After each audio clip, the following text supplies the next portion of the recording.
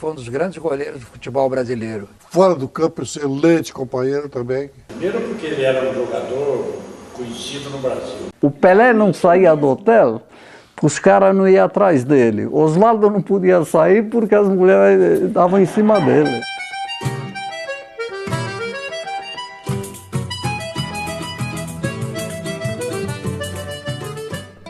Arqueiro, goleiro ou goalkeeper. Posição solitária dentro de uma peleja futebolística. 7,32 por 2,40. Neste espaço são feitos sacrifícios que exigem habilidade e coragem desse jogador de futebol. O único a usar as mãos, que se tornam garras para segurar a pelota e não fazer a alegria dos adversários. Desde a invenção do futebol, o céu e o inferno estão lado a lado para este profissional. Mas como diz o velho ditado, toda equipe começa por um bom goleiro. Olha, eu comecei a jogar futebol quando eu entrei no colégio, que eu estudei no Liceu em Campinas.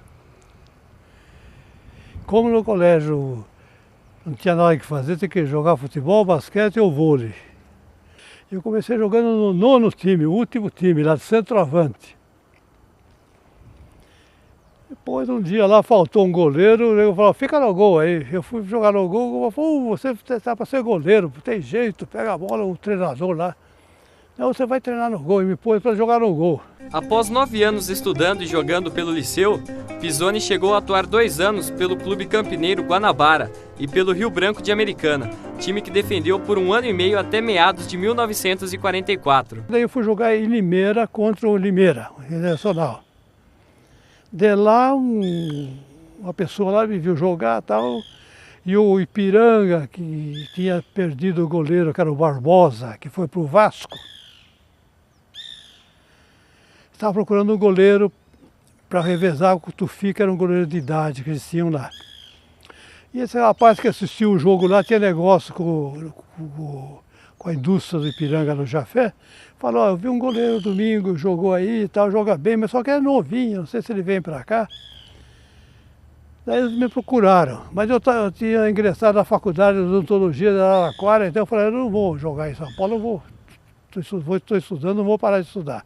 Como já havia ingressado na faculdade de odontologia em Araraquara, Pisoni atuava somente aos domingos. Após 1 ano, o clube conseguiu que Osvaldo transferisse a faculdade para a USP em São Paulo, o que impulsionou sua carreira no Ipiranga. Ipiranga eu joguei 6 anos, porque naquele tempo lá eu chegou no 3º ano que eu estava no Ipiranga já a turma já falava, o melhor goleiro de São Paulo é Osvaldo, tal. Naquele tempo eu tinha o Berdan no Palmeiras, que era o goleiro que era tido como o melhor goleiro de São Paulo, era o Berdan. Então eu era tido como um dos melhores goleiros de São Paulo. Mas o Ipiranga não vendia, não trocava e não dava o passe. Naquele tempo não tinha quem obrigasse. Osvaldo, Giancoli e Alberto. Belmiro, Reinaldo e Dema. Liminha, Rubens, Silas, Bibi e Walter. Este foi o Screte piranguista no final da década de 40. Um time considerado intermediário entre os grandes da capital paulista. Com esta formação, o Alvinegro da Colina, o Vovô, como era conhecido o Ipiranga, consegue grandes vitórias. O Ipiranga era um time assim, mas os jogadores unidos eram uma família. O Ipiranga foi campeão do torneio início 3 vezes. Do torneio início, porque antes de começar o campeonato, a federação fazia todos os clubes jogar no Pacaembu 10 por 10. E o Ipiranga ganhou 3 vezes seguido. O Ipiranga era um time pequeno, intermediário, e naquela época, lá na década de 40, o quadro que tinha mais expressivo, o melhor quadro de São Paulo era para São Paulo. E quando você confrontava com o São Paulo, era a seleção contra o time pequeno lá, então você tinha que se virar. E nessa época eu apareci muito, porque, não sei por casualidade, sorte, contra o São Paulo eu sempre jogava bem. Sempre que enfrentava os clubes considerados grandes de São Paulo, a peleja era muito disputada. Osvaldo se destacava com importantes defesas na retaguarda ipiranguista, muito exigida nesses confrontos. Contra time grande é que o goleiro pequeno aparece, né? Porque bombardeio o gol inteiro, aí o goleiro aparece, ele fica quente no gol. Quando vai uma bola ou outra, ele entra, comer um frango, matou o time. Ipiranga, quando jogava contra os grandes, o juiz metia a mão na gente. Porque senão era osso duro. Ipiranga era fogo, viu? Com grandes atuações no scratch piranguista, Oswaldo Pisoni era considerado um dos melhores arqueiros do estado. Nesta época, o Brasil já estava às vésperas de sediar a Copa do Mundo de 1950. No dia 16 de junho do mesmo ano, foi inaugurado a maior praça de desportos do mundo, o famoso Maracanã. Com capacidade para 155 mil pessoas, o estádio causava espanto pelas suas dimensões colossais. Agora o Maracanã é um estádio oval. A pressão dentro do campo, da torcida, tudo é impressionante. Então o cara lá, se ele está meio abalado, ele fica abalado mesmo. E a turma fala, se perdeu o pé, porque se ele faz alguma coisa, começa a pegar vai em cima, tal, ele se perde, porque tem que ter uma reação muito forte para aguentar, né? A impressão é fantástica da torcida. Você entrar no estádio daquele lá para jogar, estádio lotado. A partida de inauguração foi no dia 17 de junho, entre a seleção de Novos do Rio e de São Paulo. Este jogo contou com fatos inesperados, como o primeiro tempo à luz do dia e os 45 minutos finais à noite, para que os refletores fossem testados. No início do primeiro tempo, logo aos 10 minutos, a seleção carioca abre o placar e Oswaldo Pisoni entra para a história, como o primeiro goleiro a sofrer um gol no Maracanã. O lance foi numa sequência de jogada que o Didi estava impedido. Os paulistas reclamaram outra vez, ele falou, os paulistas reclamam outra vez, tal, impedimento do jogador, tudo do Didi. Mas ele foi o gol que foi confirmado. No final, a seleção paulista venceu por 3-1, com 2 gols de Ponce de Leão e 1 de Augusto.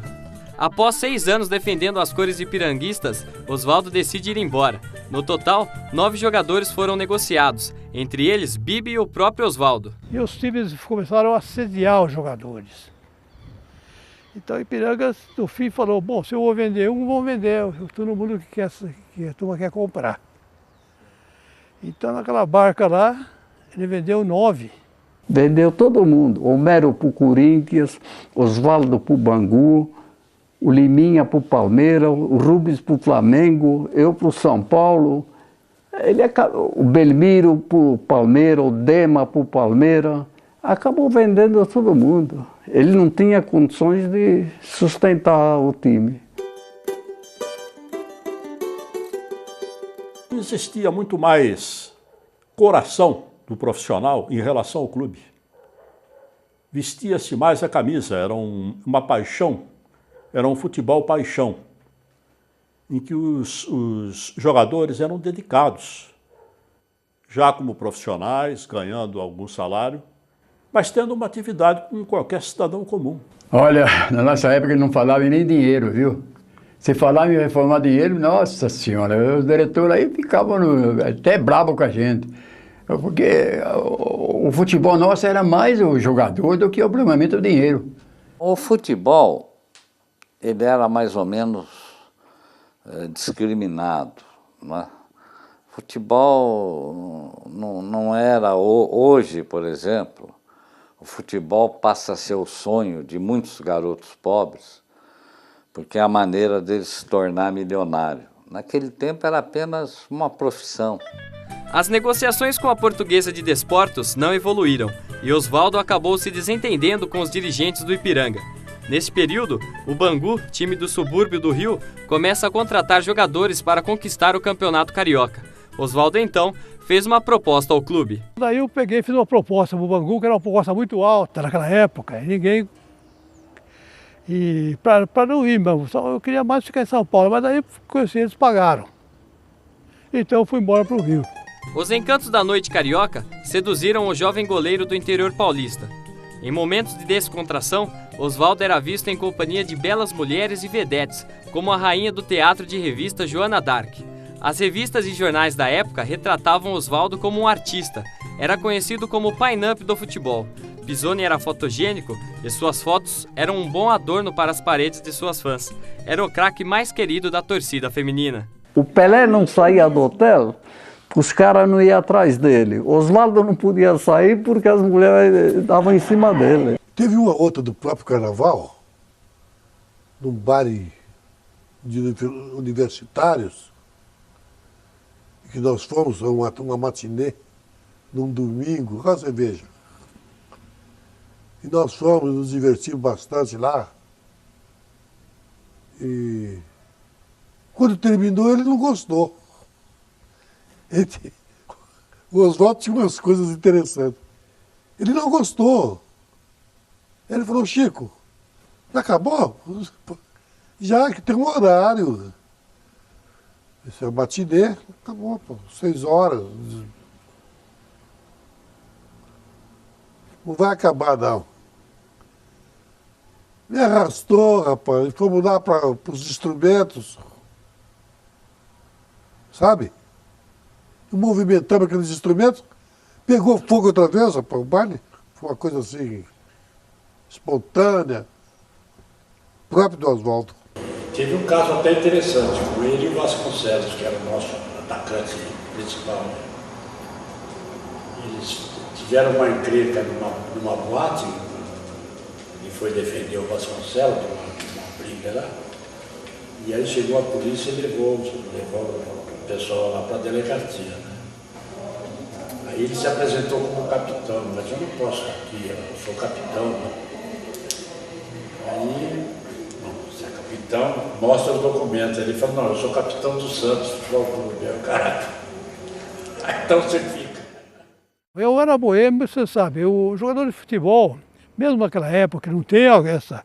Agora não, agora todo mundo vai estar jogando futebol, principalmente mulher, mas atualmente a mulher vai estar jogando futebol para faturar, para poder gastar com dinheiro, vai tirar dinheiro do jogador. Naquele tempo não ia porque o cara tinha uma pinta, o jornal falava, o jogador é um galã, um artista, saía, então a turma se interessava. Então, daí aparecia sempre uma garota ou outra, tal. Mas a Joana d'Arc era uma vedete do teatro, de revista, que eu conheci em São Paulo, no tempo que eu jogava no Ipiranga, mas eu conheci por coincidência, que eu morava num apartamento na Avenida Ipiranga, e ela, quando esteve aqui com a companhia de teatro, ela se hospedou lá para a companhia, ficava lá um mês e tal, ela se hospedava onde tinha um quarto, uma vaga, ela ficava. Coincidiu de encontrar com ela aí, e surgiu uma amizade, depois consolidou e tal, e ela, dali ela foi a vedete, a rainha das atrizes, 2 anos seguidos, 51, 52, e o foco de tudo isso, de teatro revista, era o Rio de Janeiro. E como eu saía à noite, eu me encontrava muito com essa pessoa de teatro, de revista, cantor. E fazia amizade. Então eu conhecia todos os cantores daquela época, entendeu? O Jornal de Esporte era dominado era o cronista, o reportista, dono do jornal, tal, que era Flamengo. Fluminense era a última hora. O Globo era Vasco e Botafogo. Então, tinha os cronistas, entendeu? E o cronista, sabe, a imprensa é fogo. A imprensa ele futrica, quando ele começa a pôr... Ele fala que não está fazendo nada, mas ele lança um negócio. Aqui a torcida capta aquilo e vai a torcida em cima. O pessoal chamava... A imprensa pode fazer seu cartão e vai acabar com a sua raça, tem 2 tempos. Eu tinha o cabelo cheio assim e tal, tipo artista, mas naquele tempo eu dava mais não dava muito afim de jogar futebol, dava mais afim de conquistar a mulherada por aí. Eu era boêmio, eu saía muito à noite e tal, e não era um profissional que se fosse jogar atualmente eu não jogaria futebol, do jeito que eu era. E com uma característica que nenhum outro goleiro tinha, ele era um homem bonito e com um tupete fantástico, que todo mundo dizia como era possível o cara voar 4, 5 metros, mandar uma bola para escanteio, e o tupete dele ficava impecável. Oswaldo não queria depender apenas do futebol. Diferentemente dos outros jogadores, Pisoni formou-se em odontologia pela Universidade de São Paulo e foi um dos pioneiros a conciliar futebol e estudos. Respeitava, né? Porque o meio, infelizmente, naquela época, principalmente naquela época, não tinha, assim, jogadores que tinham estudo, sabe? Apesar que, de 50 para cá, melhorou muitíssimo. Antes era muito pior, sabe? Ali já começou a melhorar. Eu me lembro aqui no Santos, o time foi melhorando nesse aspecto também. A gente brincava com ele, tinha aquela amizade, né? Então, era doutor Oswaldo, é isso, aquilo. Ele e o Silas estavam sempre juntos, os dois.